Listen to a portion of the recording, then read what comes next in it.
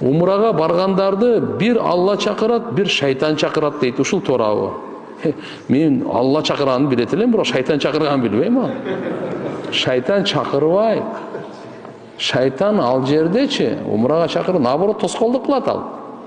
Угуп алыңыз кандай. Кур'ан-ы Каримде шайтан ант ичкен. Ошону Алла Таала зикирин кылган.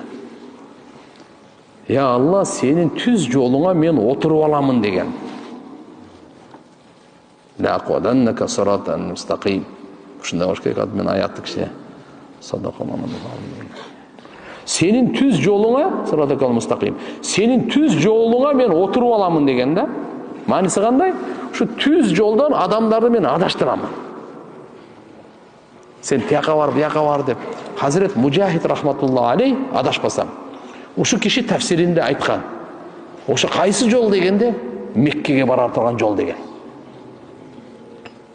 Ажылыкабы, умрагабы, шайтан ажылыкка, умрага бардыртпай жолдо отуруп алат экен.